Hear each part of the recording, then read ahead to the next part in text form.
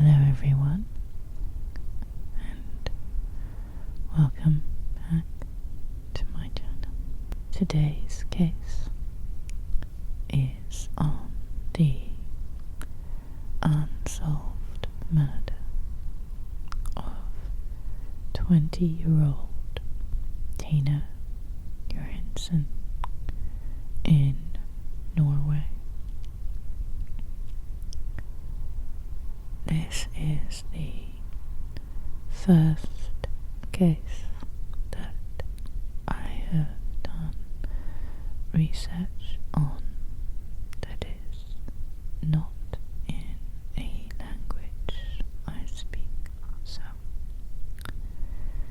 I have had to rely on the little information there is about Tina in English and available translations where possible.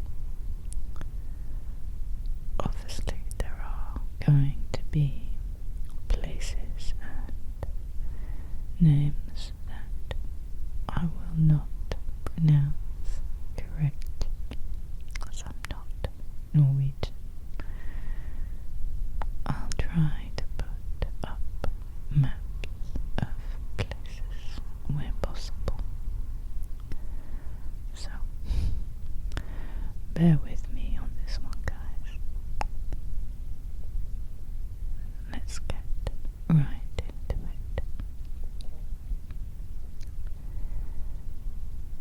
In year 2000, on the 24th of September, 20-year-old Tina Jørgensen was on her way home in Stavanger when she disappeared without a trace. She was last seen around 1:30 a.m. outside Burger King. The investigation took police 100 miles from Stavanger to the seaside resort of Lyngdal, which is situated in the southernest tip of Norway, where Tina often spent her holidays, and because of this, she knew a lot of people there. They thought they might discover her remains in the vicinity. It was just over a month later, on the 26th of October, when they did find her body by accident. She was in a drain hole next to Boar Church, which they had coincidentally been investigating after a robbery. It's 20 miles from Stavanger, where she had last been seen. According to the coroner who wrote up the autopsy report, her cause of death was due to blunt force to the head. When she was discovered, was wrapped up in this bag. Law enforcement believe she was killed the same night she disappeared. They say that the crime scene was in Sollust, which is located on the road to the apartment where she lived, on Grashholmen, on the other side of the city bridge in Stavanger. Their theory is that her body was then transported by car that same night to the manhole at Boar Church. Since year 2000, over 100 possible suspects were brought in. Their prime suspect being her then boyfriend. It transpired that the evening of Tina's murder, the two had been seen having a quarrel in the restaurant they were having dinner in, and when questioned, his answers varied in explanations to his whereabouts and movements of that night, leading police to think he was guilty. However, they dismissed him as a suspect eventually, and the case went cold.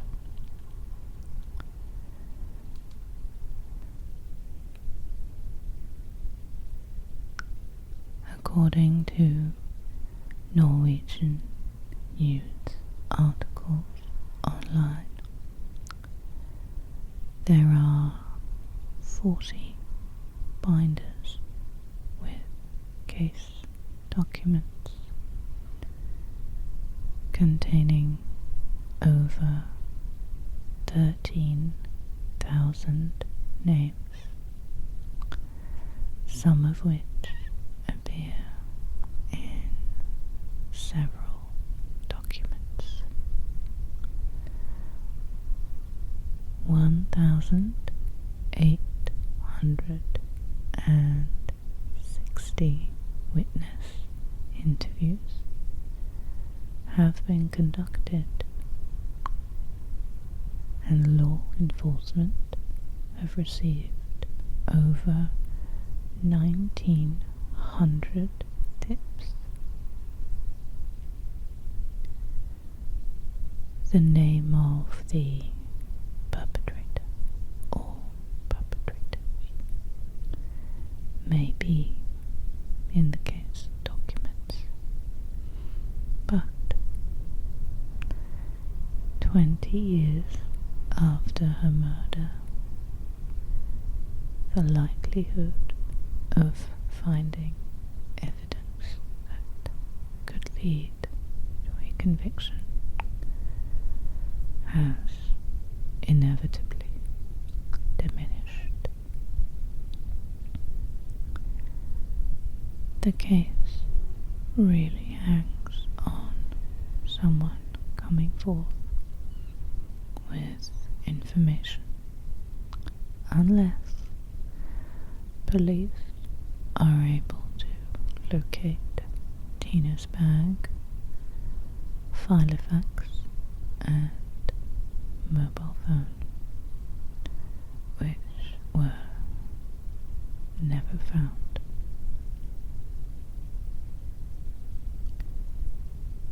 During the winter of 2013, Rogaland Police Department decided to check up on some more new tips that they had gotten over time.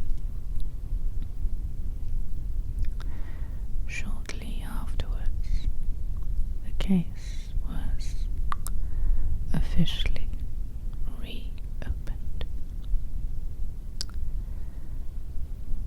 They also released drawn pictures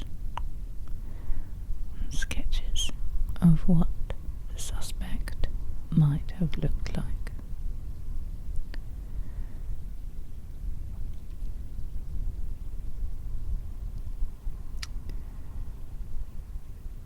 It was a drawing of the Burger King man, a person that Tina was seen with after 1:30 a.m.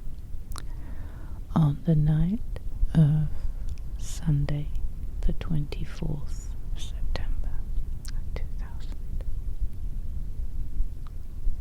A witness saw Tina talking to a man with shoulder-length hair parted in the middle. The man is described as being somewhere between 25 to 30 years of age,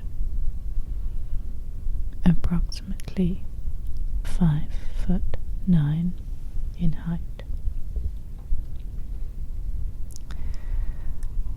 with a normal physique, fit upper body. He was wearing a dark brown leather jacket. In May of 2013, when the case was reopened for a few months, and the police issued a sketch drawing of the man.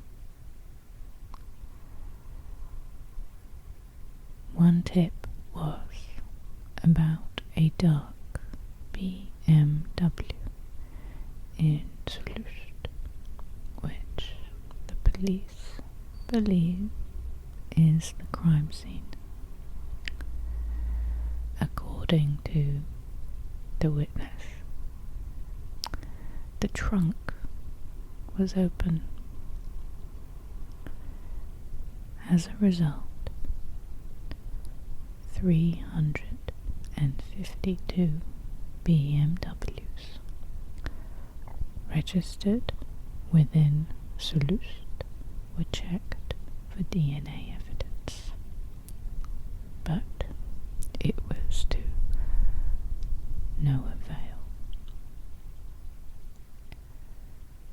Law enforcement reached out to the public and found a piece that was missing from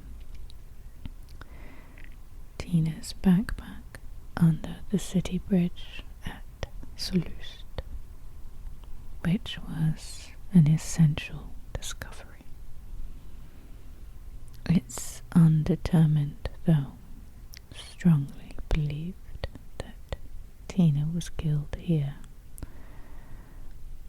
Police are only certain that the perpetrator had to have been going past the area when they came across Tina walking along this way.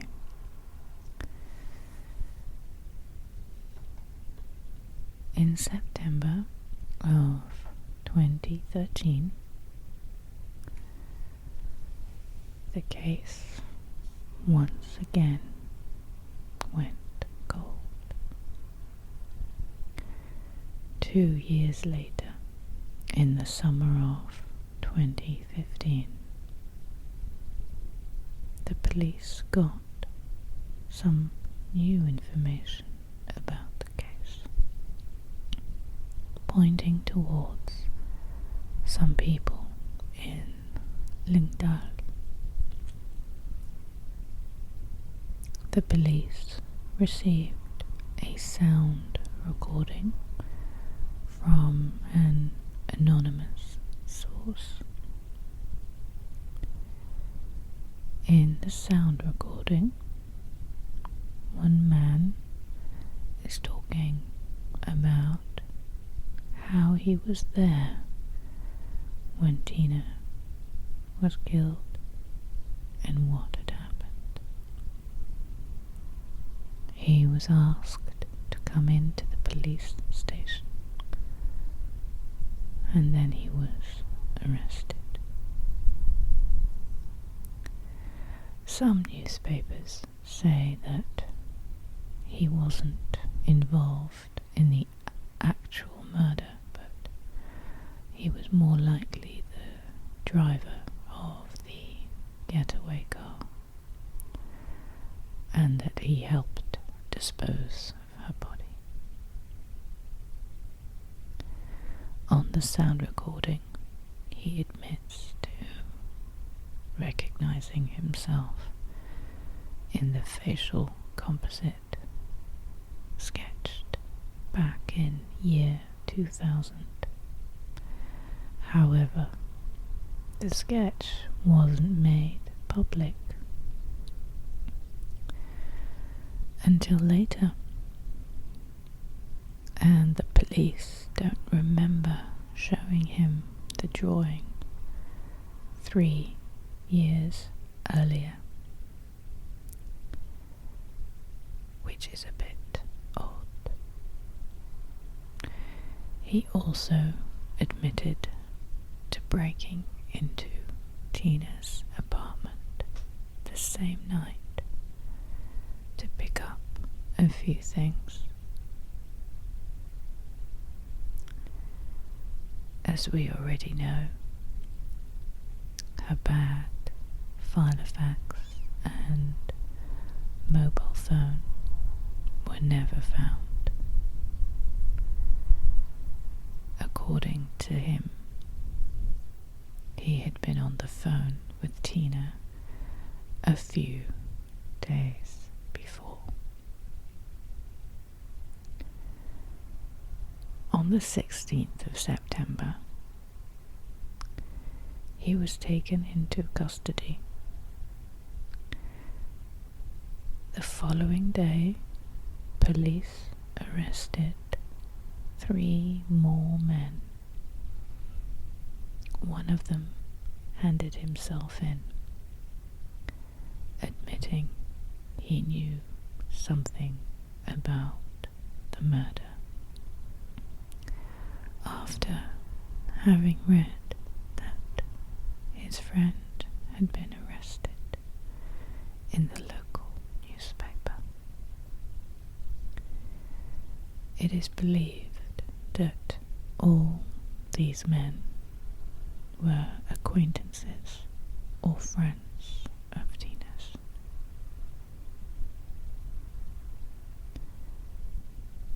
Though they remain suspects to this day, they were all granted bail 3 weeks later. They weren't sentenced because there wasn't enough evidence. Police haven't enough DNA profiles from the crime scene to connect suspects because it's a 20-year-old case.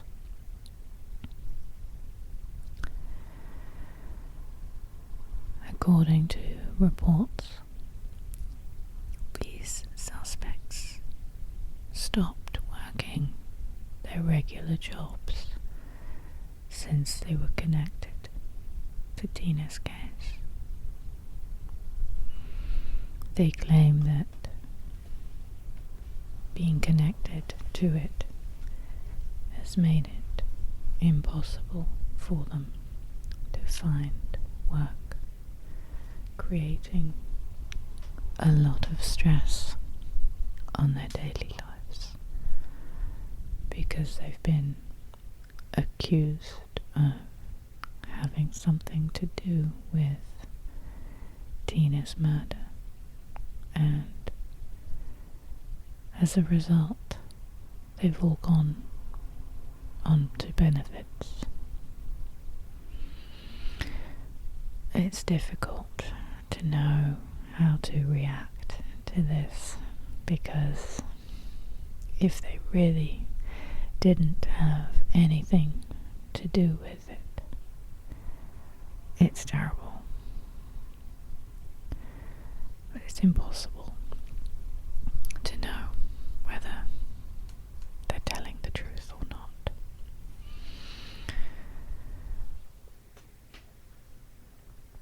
The case was reopened yet again 2 years ago in 2018, and investigators were set a year to follow up on more tips until summer of 2019. But this is as far as I got with any information online, accessible in English, of course. It's been 20 years and Tina's murder remains unsolved.